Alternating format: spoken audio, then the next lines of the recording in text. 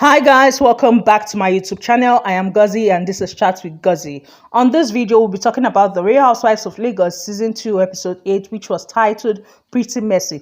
Please, if you're yet to subscribe, kindly click on the subscription button and click on the notification bell so you can get notified whenever I post any new video. So this episode started with Mariam and Iyabo going on a spa date. Yes, Mariam invited Iyabo for a spa date. And after the whole spa treatment, they started talking about the whole issue of the whole fakery talk that brought the whole fight and all between herself and Chioma. And in Iyabo's confessional, she has stated that Mariam cannot keep having issues with people. First of all, she had issues with Faith, then Tiana, and now Chioma. It's clear that she's going to have issues with her also. So, this whole thing is a no-no. Well, when they spoke about it, Mariam at the end of the day told her that she understands where they are coming from and all that, and that she and Chioma, they danced it off and they just chilled afterwards. Basically letting Iyabo know that they chilled afterwards, herself, Chioma, and then Toyin. The next scene was Toyin, that's Tiana. She met up with one of her friends, Queen, and she just basically poured out her heart. Yes, letting her friend know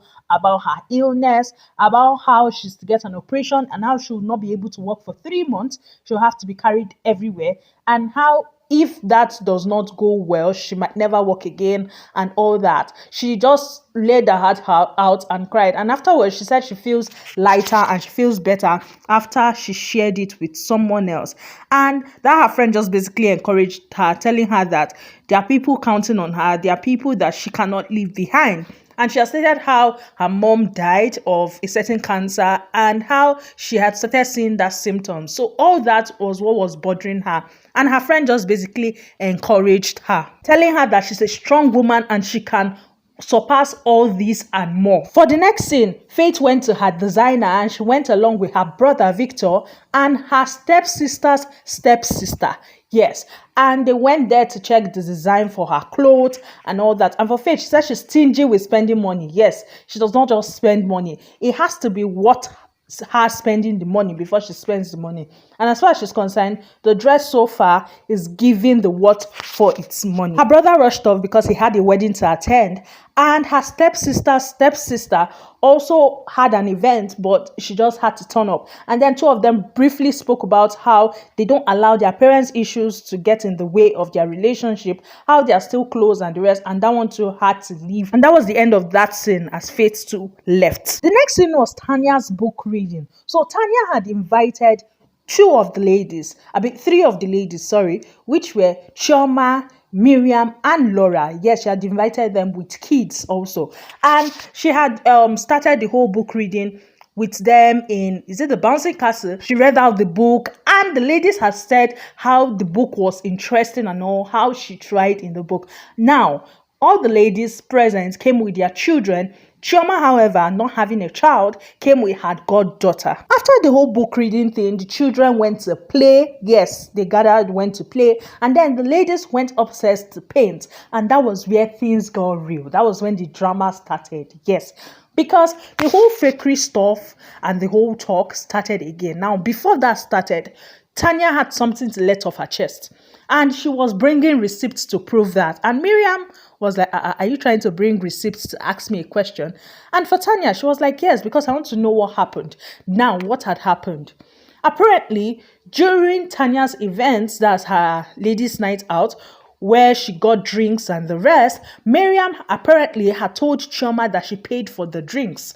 And for Tanya, that was not the truth, because the drinks that Mariam had said she paid for, Tanya had paid for them. So it was a thing of Tanya wanting to know whether they double paid or wanting to know what really happened there. And then when asked, Mariam had said that she actually paid for those drinks, that they had ordered 2 more bottles when everybody had left, and it was remaining herself, Chioma, and Toyin, that she had paid for that drink. She had paid for those 2, and she had paid for the 2 that she ordered during the distance for Tanya. And she brought her receipt to show. Yes, to prove. And then she was waiting for Tanya to show the receipt that she was checking for.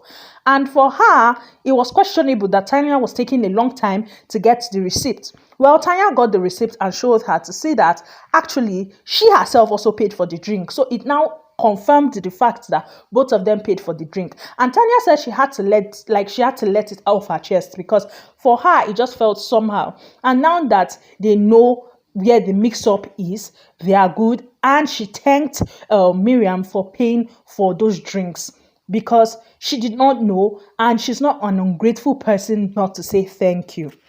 After that was done, they started talking about the whole fakery thing, and that was when the gbasgbos started again. Yes, for Mariam said that Iyabo had told her that Chioma was going to come for her during her event at Ipe. And Chioma was not having it. Chioma called Iyabo on the spot to confirm if that was what Iyabo had told Mariam. And Iyabo had confirmed that that was not what she told Mariam. That she told Mariam that she herself, Iyabo, had told Chioma that she herself, Iyabo, was going to come for, what's her name? Mariam, during her event, that's Iyabo's event at Ipe. So it could be that Mariam misunderstood what Iyabo had said, or we don't know. Well, Mariam got offended by saying that Iyabo was lying and all that. With due respect, Iyabo is lying. And that was how Chioma and Mariam started going at each other, calling themselves names, pretender, fake, you're fake, fakery for me, and all that. The ladies all stood up because they fight. This is not children's event. They were removing their aprons that they used to paint and all that, and then they started walking out. As they were walking out, Chioma called Iyabo again and was just basically gisting her and all that while the fight was still happening. Yes, and then the whole thing escalated with Chioma and Mariam being at each other's face. Yes, Chioma basically came to Mariam's face and all that. And Mariam in her confessionals was asking, what does she want to do? Coming to my face, she wants to get physical with me in a children's event and all that. Now, the whole thing just got pretty messy, to the point that Tanya entered their middle.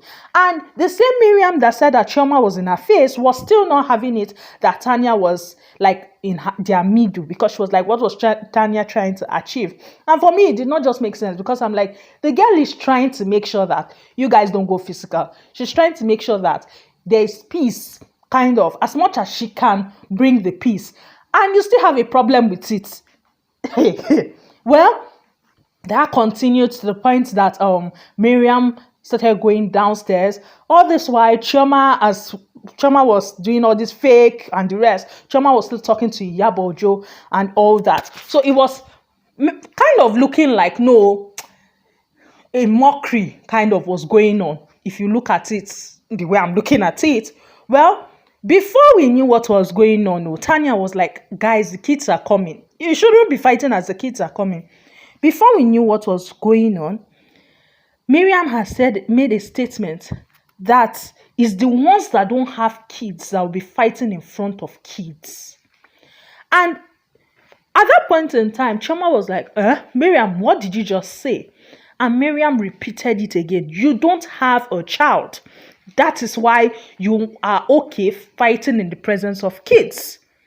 And that it was clear that had gotten to Chioma. Even her facial expression said it all. Like it was clear that Chioma was hot, because in her confessional, she stated how it wasn't that deep. For her, it was just a thing of you are fake, you are this, you are that. It wasn't to the extent of you telling her how she had not conceived.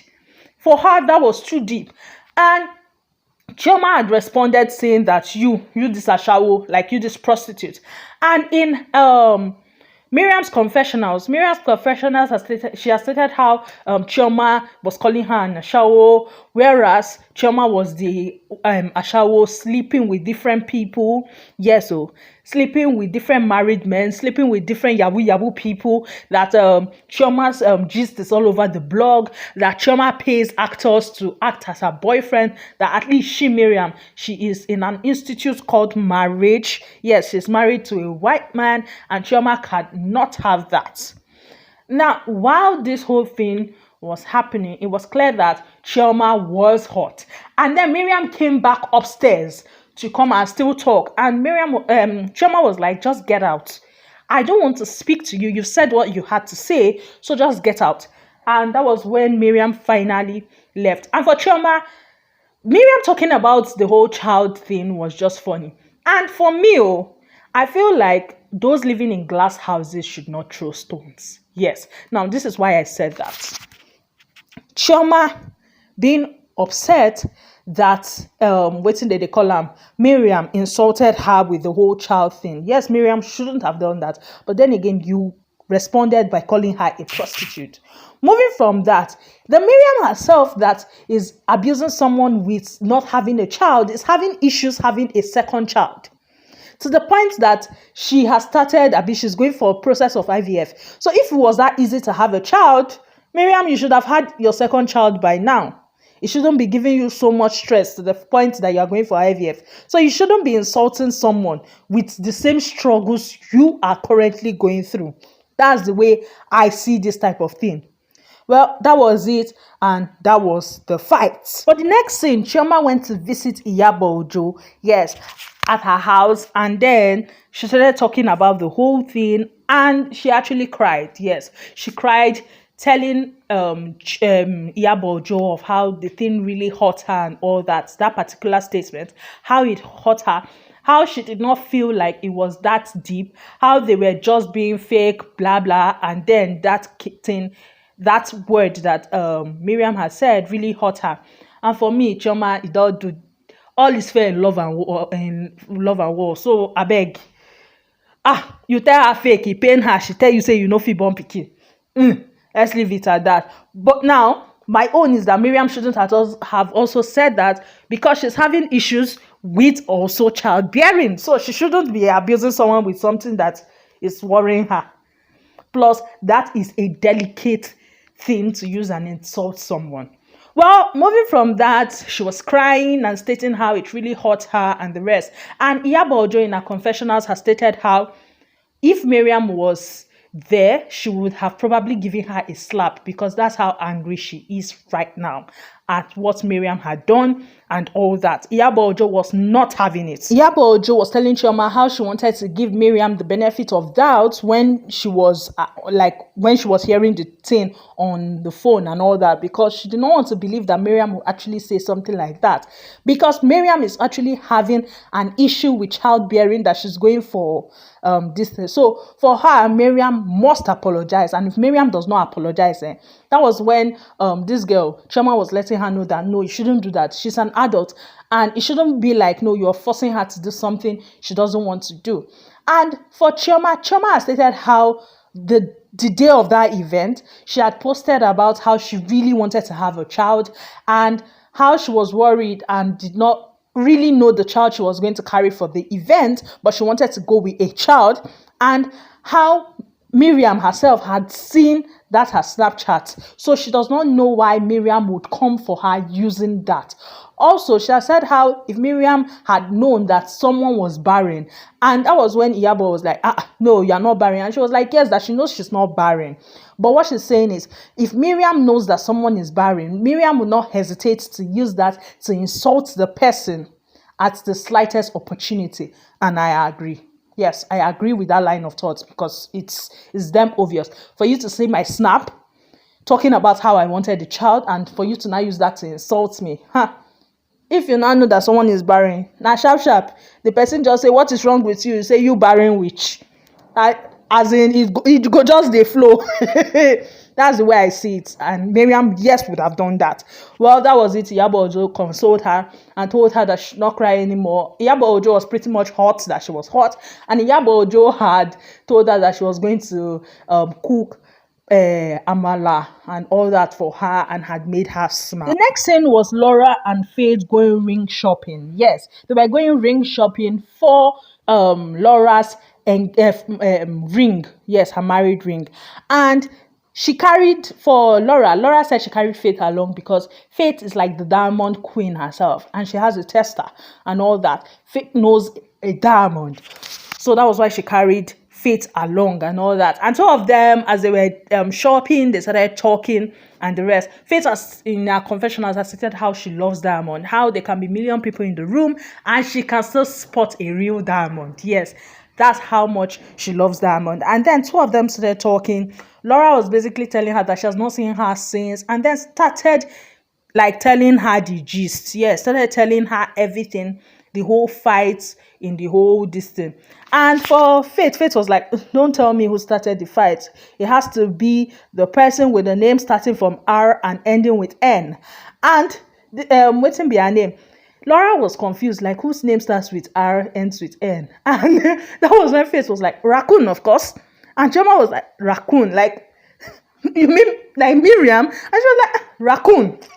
And in her confessionals, that's Faith's confession, and she has stated that it is only Raccoon, that's Mariam, that would go and fight at a child's book reading. And all that, she had just said her about everything. And for Faith was like, Laura started telling her how she feels for Faith, and she feels like, in her confessional, she was saying that she feels like Mariam is in this position she was last year. So she kind of feel for Mariam, and she was telling Faith that for her, she feels like the ladies, all of them, they need to chill out and all that. And for Faith was not having it. Faith was like, she's your friend, so you should go and have that conversation with her. Yes, but this me, no, they started talking about Faith's birthday, and Faith has said that everybody was invited because she had invited a lot of people. Yes, she had invited the who, or that is who in the industry. Yes, she had invited everybody. Laura had said that she knew that Faith was not going to invite Dr. Rome, but that the Faith invites Mariam. And like, did she invite all the ladies, even Mariam? And Faith was like that she does not know who Mariam is, that she invited all the ladies. And in her confessionals, she has stated that Mariam was obviously not invited for her birthday, and she had told she had told Laura that she invited the ladies. She mentioned names and omitted Mariam. They finally got the ring, yes, and Laura had told them that her husband was going to come pick it up. Mariam and Toyin went to Game Center, and Mariam in her confessionals had already started saying that she arrived to Game Center with Toyin, that she knows that Toyin likes to do her drama, but please. And I'm like, what is happening? Well, they did virtual reality games and had so much fun. Two of them were screaming and the rest, and then they spoke. And Toyin had asked Mariam, why do you come and cause drama everywhere? Mariam started to explain herself, and then she now started talking about the book reading and how everything went. In fact, Mariam explained the story to favor her. That is why they always say there are three sides to a story: your side, my side, and the truth. For Mariam, the thing she even said that she told Chioma that it's because Chioma does not have a child present there. That is why Chioma can be fighting. That it was the mother instinct in her that made her say it, because she was going downstairs and she saw the children coming. That was why she said what she said. And I'm like, hey, Mariam. Hey, walala, not even wahala again, walala. Toyin had asked her, so you did not mean it in a bad way or anything like that? And she was like that, no, she did not. And that was it for them. The next scene was Mariam meeting up with her client, and that client has been her friend also, her international client. They met, and in her confessional, she has stated that today was Faith's event. But then she was not, if she goes for the event, it will be an act to show that she's fake. And coincidentally, her client now comes, her international client. So whose event will she attend? Will she attend Faith's event or go for her international client's event? And I'm like, Mariam, this girl did not invite you for her event. So even if the international client did not show up, you are not invited. Which one is all this serene? Well, they ate and drank. Now for the birthday celebration, see, Faith invited a lot of people. White Money was even there. A lot of people. Derele was one of the hosts for the birthdays, and the ladies turned up. Yes, first of all, Faith arrived, and then afterwards, Laura had arrived. And Laura and Faith did not see one-on-one to greet. What had happened was that Laura and Faith had sighted themselves from afar, and Faith and Laura greeted from afar. Yes. Well, afterwards, Tiana, that's Toyin, arrived, and she arrived with her child, yes, with her son. And her son, as they were arriving, they met Faith at the entrance. So they took pictures and all, they greeted well and all, unlike the reception that Laura got. So now, after greeting and all that, I noticed that her child, her son, was with Faith's son. And it looks like those two boys are good. Yes, those two boys, it's like they're friends. Yes, they communicate well. Because when they really had asked the son, what do you want your mom to get for you? Tiana's son had quickly whispered something into Faith's son's ear. The next thing we heard from this boy was that he wants his mom to get him his own Rolls Royce. I'm like, hey, white color for that matter. I say, wala day. Well, as I was talking about the ladies, Tiana went to meet Laura and the rest. The next person, and now Laura and Tiana stated how beautiful the place looked and how the place was lovely. The next person to arrive was Tanya, and Tanya had come. Tanya had bashed the place, saying that she does not get why Faith would decorate with red and black, and then say her color is red and black, that you don't decorate with the colors you give people to wear. And she's grateful she did not wear she did not wear anything red or black. She wore a green dress. And in Faith's confessionals, Faith has stated how she knows that Tanya loves to dress simple, but she loves the fact that Tanya puts in the effort for her. Yes, that Tanya looks amazing. After a while, we saw that Laura was pretty much not happy. Her facial expression was clear that she wasn't happy. And in Tanya's confessional, she stated that Laura was upset that Faith had not come to talk with them, hang out with them and all that.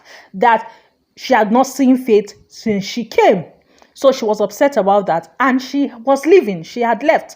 And in this girl's confessionals, in Laura's confessionals, Laura had stated that for her, she and Faith did not really see, they did not really greet. It was from afar.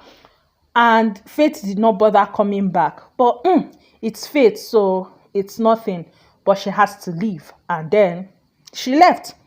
Now, Faith did not even know when Laura left, because in her confessionals, she was like, she had not seen Faith for 3 hours. She did not even know when Faith left. Now, Faith's fault in all this was that in the whole party, there was not a time that Faith went to the ladies to go and stay with them or vibe with them or anything like that.